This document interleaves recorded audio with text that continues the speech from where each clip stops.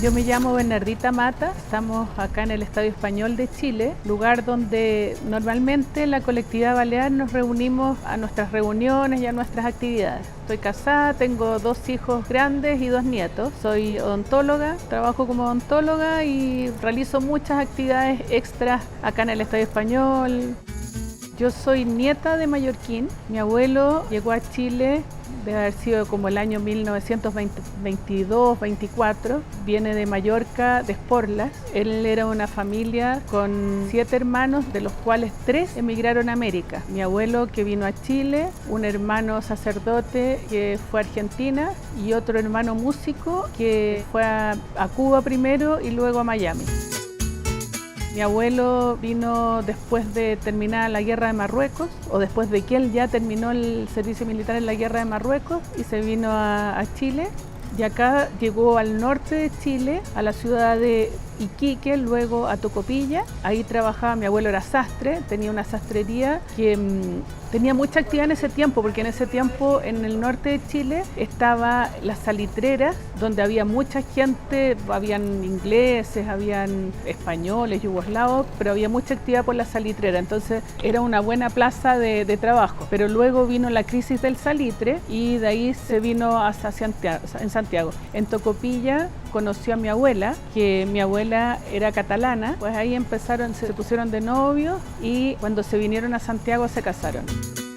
Yo recuerdo una casa donde se hablaba en catalán, porque estaban mis abuelos y estaba mi bisabuela. Las canciones que me cantaban de cuna a mí eran en catalán. Quizás me acuerdo haber ido con mi abuela a la fiesta de San Jordi, a una iglesia en el centro de Santiago. Mi abuelo me contaba historias de lo que hacía él cuando niño. Yo no conocía Mallorca. Y cuando mi marido escribió el libro de los Baleares en Chile junto con Juan Boade, del Gobierno, en ese momento lo invitaron al lanzamiento del libro en Mallorca. Y ahí llegué yo por primera vez. Fue impresionante. Cuando llegué al aeropuerto, me acuerdo, salí y ya no estaba mi abuelo para preguntarle, pero yo pensé, ¿cómo habrá añorado mi abuelo esta isla? Porque hice un comparativo con esa extensión maravillosa, y aquí en Santiago que estamos entre montañas, entre cerros, no sé, me dieron ganas de que mi abuelo estuviera para preguntarle qué había sentido, porque él me contaba muchas cosas, lo que había hecho, pero nunca le pregunté sus sentimientos.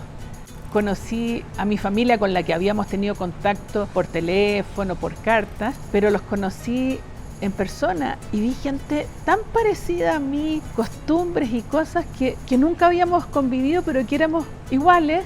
Y nada, cada vez que puedo voy. En mi familia claramente cuando yo era niña lo que más se revivía era la parte catalana, porque las mujeres eran las catalanas. Pero mi abuelo, yo me acuerdo que a veces, habrá sido 1 o 2 veces al año, él se metía a la cocina y hacía coca de pescado.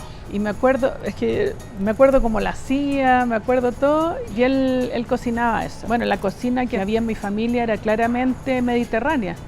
Yo no recuerdo haber comido las típicas comidas chilenas de niña, pero no había tanta cercanía, bueno, no había casa balear, no había tanta cercanía a colectividades como ahora. Luego cuando se formó acá la Casa Balear, nos llegó esta invitación a venir a la formación y ya no estaba mi abuelo, y mi papá quiso venir porque dijo lo voy a hacer por mi padre. Y mi papá fue también miembro de la directiva, fue tesorero de la Casa Balear. Bueno, ahí empezamos a aprender cocina. Yo ya cuando empecé a ir a Mallorca, cada vez que voy mis tías me enseñan a hacer diferentes preparaciones. Y ahora comemos mucha comida balear en mi casa, venimos a las actividades de la Casa Balear, yo a mis nietos les hago trajes baleares, los trato de venir a que vean todas las costumbres. Hablo algo en mi idioma, aunque dicen que no entienden, pero después cuando les hablo me entienden. Les cuento cuentos y canciones en catalán y eso.